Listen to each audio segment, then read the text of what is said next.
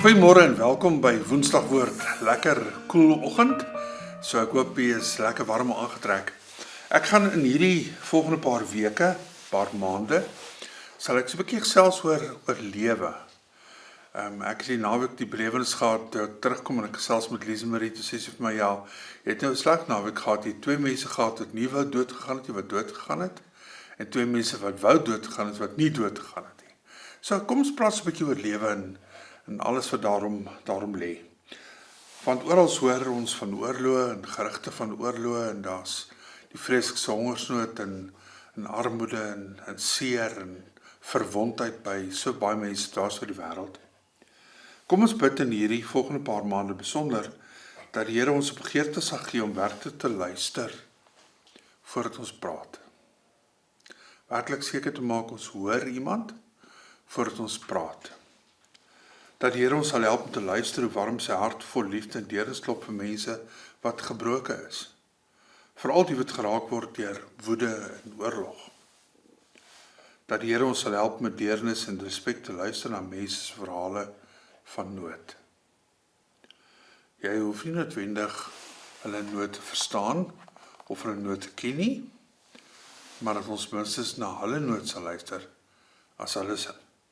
En dat die Here ons sal help mooi te hoor wat ons kan doen en hoe ons moet lewe. Ek wil van ons bid 'n gebed uit Psalm 16. Nou, ons het in die koffiekuiers vroeër het ons baie gepraat oor die Psalms is die gebedeboek. En daarom Psalm 16 volgens ons gebed.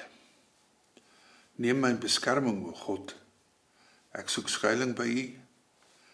Ek het vir die Here gesê, behoort aan U, daar is my niks goed behalwe by U nie. Die afgode in die land so aantreklik vir baie, met hulle wil ek niks te doen hê nie. Mag elkeen wat 'n ander God vereer baie smart beleef. Vir afgode sal ek nie bloedoffers uitgiet nie. Hulle name sal ek nie op my lippe neem nie. Here, U is my lewe. U sorg vir my, wat ek ontvang, kom alles van U af. 'n Pragtige deel is my afgemeet. Ja, wat ek ontvang het is my mooi. Ek sal die Here loof wat my tot die regte insigte gebring het, selfs in die nag bly bewus van wat hy my leer. Ek het die Here altyd by my. Omdat hy by my is, sal ek nie struikel nie. Daarom is ek bly en juig ek en voel ek veilig. U gee my die oor in die dood nie. U laat die troue dienaar nie in die graf kom nie. U leer my om te lewe. By U is daar oorvloedige blydskap. Uit U hand kom net wat mooi is. Amen. 2 gedeeltes wat ek saam met u wil lees is Genesis 2 vers 4 tot 9. Dit staan die geskiedenis van die hemel en die aarde toe hulle geskep is. Toe die Here God die aarde en die hemel gemaak het, was daar nog nie enige struik op die aarde nie. En het daar ook nie enige groenigheid opgeskiet nie, want die Here het dit nog nie op die aarde laat reën nie. En daar was nog nie 'n mens op die grond te bewerk nie. Daar het water uit die aarde uit opgekom en al die grond nat gemaak. Die Here God het die mens gevorm uit stof in die aarde en lewensasem in sy neus geblaas, sodat die mens 'n lewende wyse geword het. Die Here God het toe 'n tuin in Eden in die ooste aangelê, en die mense wat hy gevorm het daar laat woon. Die Here God het verder allerlei bome mooi om na te kyk en lekker om van te eet uit die grond laat uitspruit. Ook die boom van die lewe in die middel van die tuin en die boom van alle kennis. Daarmee saam Johannes 10 vers 7 tot 10. Toe het Jesus verder gesê, dit verseker ek julle, ek is die ingang vir die skape. Almal wat voor my gekom het is diewe en rowers, maar die skape het nie na hulle geluister nie. Want ek is die ingang. As iemand deur my ingaan, sal hy gered word. Hy sal in en uitgaan en veiding kry. 'n Dief kom net en steel en slag en uitroei. Ek het gekom, luister mooi, sodat hulle die lewe kan hê. En dit in oorvloed. Nou, lieve vriende, ek vermoed dit gaan maar by meeste kinderpartytjies so. Sê lankie dan lê die hele wêreld vol halfgeëte koek en chips. Er staan halwe koeldrankglase oral rond. Ons het so gewoond geraak aan die lekker dinge van lewe, dat goed hulle magic verloor. Ek dink soms ons maak dikwels met die lewe net so. God wil ons die lewe in oorvloed gee, sê Johannes 10 vers 10. Maar ons raak so gewoond om met die lewe om te gaan. Ons raak so gewoond aan die dolle gejaag van elke dag, dat ons die lewe sommer so begin aanvaar. Dit is maar net so. Nou, dis 'n slegte gewoonte wat ons reeds by ons voorouders, die oervoorouders, Adam en Eva geleef het. Nie tevrede met die goeie en die oorvloed goeie wat God vir hulle gee nie. Hulle wil op 'n manier hulle eie oorvloed bewerk. En so is ons, duisende jaar later, steeds op soek na iets anders. Het is moeilik om te verstaan waarom mense, ook ons as gelowiges, bly soek na iets anders, iets meers, iets daarbuiten. Goed wat ons menigmaal in groot hartseer en skade dompel. In die skepingsverhaal hier in Genesis 2 vers 7 vertel so mooi dat God ons uit die rooi breinstof van die aarde gemaak het. Die psalmdigter dan Psalm 8 vers 4 skets dit dat so besondere gebeurtenis dat die Here met die kunstigheid van sy vingers alles gevorm het. En daarna het hy die asem van die lewe in ons geblaas en ons aangestel om sy verteenwoordigers hier op aarde te wees. Die Bybel is vol daarvan. Die lewe is goed. Die lewe is mooi. Ons is geskep as kroon van God se skepping. Daarom behoort ons die lewe te omhels en daaroor bly te wees. Maar die meeste van ons lewens gaan dit nie so nie. Voel ons nie so nie. En in plaas daarvan dat ons in verwondering staan oor die lewe wat God ons gee, besef ons dit baie maal eers die waarde van lewe, wanneer ons dit verloor. Maar het is belangrik om te verstaan, dat hierdie lewe waarvan God praat in sy woord, is nie net die asemhaal lewe nie. Dit is lewe met ons totale ganse mens wees, liggaam en gees.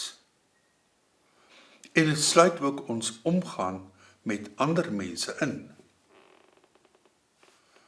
Ongelukkig gebeur dit so maklik dat ons die een ten koste van die ander beklemtoon. Of die een ten koste van die ander verwaarloos. Nou op die oog af, as 'n mens rondom jou kyk, dan lyk dit asof mense baie waarde heg aan die menslike liggaam. Ons oefen onverpoost. Ek luister soggens net na 5 hoe mense by my huis bystap so 'n klomp kwetterende spreeus. Hardloop 5 uur in die oggend. Mense is ingestel op hulle fiksheid en gesondheid. Ons hou skoonheidskompetisies. Ons rugbyhelde is groot soos 'n deer.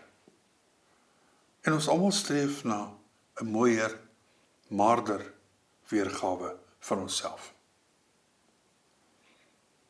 En tog leef ons tegelyk so onverskillig met ons lewe. Mense jaag op paaie in die motors rond, mens kan maar net daarna lê en luister in die aand, hoe mense by jou huis verbyjaag of en op die snelweg verbyjaag, teen nekbreek spoed. Is baie van ons mense wat eksperimenteer met dwelms. En amper nog meer van ons speel met onverantwoordelike verhoudings.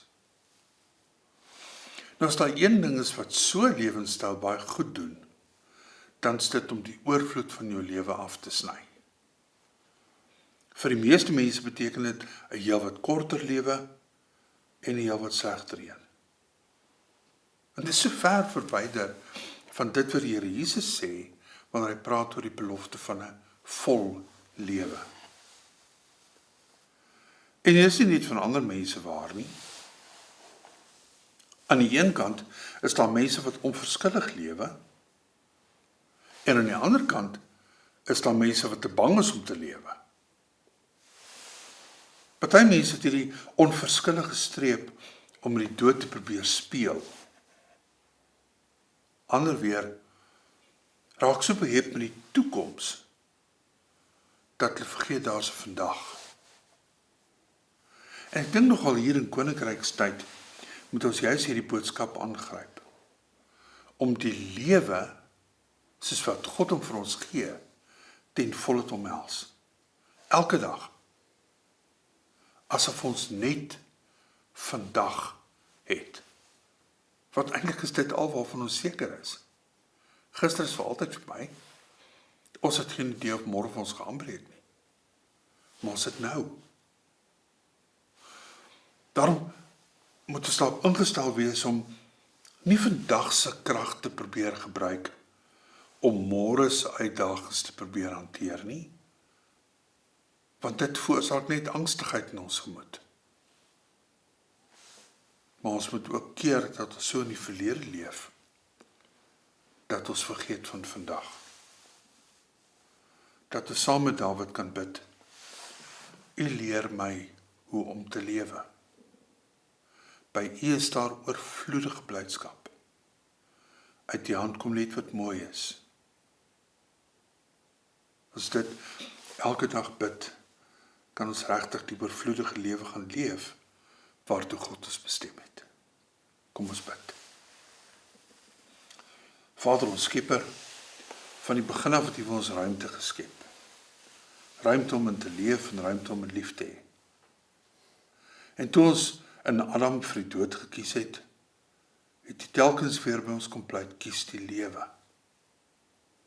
Toe ons steeds verbrou het en oor die rand van die afgrond stap, toe kom U self in ons verlore dieptes in, om vir ons lewe en dit in oorvloed te bring.